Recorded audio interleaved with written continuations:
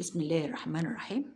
أعزائي المشاهدين من مؤسسة النيل العالمية للتنمية وإعداد القادة، معايا أطفال هم في أولى إعدادي، بس روحهم حلوة، حفظت القرآن الكريم لحد 18 جزء.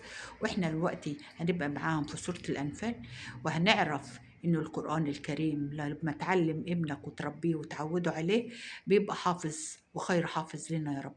بسم الله الرحمن الرحيم. عرفني بك. أحمد محمد الشحات. حافظ ايه يا احمد؟ 21 جزء. طب احنا هنبدأ بسورة آه، الأنفال. يلا ابدأ كده بتلاوة كده حلوة، لأن المشاهدين هيشوفوك في كل مكان. أعوذ بالله من الشيطان الرجيم. بسم الله الرحمن الرحيم. يسألونك عن الأنفال، قل الأنفال لله والرسول، فاتقوا الله وأصلحوا ذات بينكم وأطيعوا الله ورسوله إن كنتم مؤمنين. إنما المؤمنون الذين إذا ذكر الله وجلت قلوبهم وإذا تليت عليهم آياته زادتهم إيمانا وعلى ربهم يتوكلون.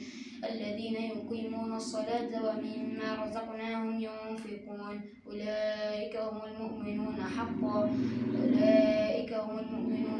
لهم درجات عند ربهم ومغفرة ورزق كريم. كما أخرجك ربك من بيتك بالحق وإن فريقا من المؤمنين لكارهون. صدق الله العظيم. طب وانت بقى هتسمع لنا ايه؟ سورة الأنفال. عرف الناس بيك. يوسف محمد الشحات العين. طب يا يوسف، عايزين سورة الأنفال. هو قدم جزء وانت هتقدم الجزء التاني. طب يلا معاك سامعينك. بسم الله الرحمن الرحيم. إذ تستغيثون ربكم فاستجاب لكم أني ممدكم بألف من الملائكة مردفين وما جعله الله إلا بشرى ولتطمئن به قلوبكم وما النصر إلا من عند الله إن الله عزيز حكيم. إذ يغشيكم صدق الله العظيم. صدق الله العظيم. تهدي لان انت اول مره تظهر على الشاشه، فقول مره واحده، قول يعني بهدوء وانت هتقول صح. بسم الله الرحمن الرحيم. إذ تستغيثون ربكم فاستجاب لكم أني ممدكم بألف من الملائكة مردفين وما جعله الله إلا بشرى ولتطمئن به قلوبكم وما النصر إلا من عند الله إن الله عزيز حكيم.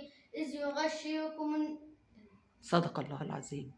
احنا بنقول ان القرآن نور وهداية، وان القرآن نور وتقوى وهداية وعبادة. يا رب كلنا نعلم أبنائنا. احنا من خلال المؤسسة هنقدم أطفالنا وهنحفظهم القرآن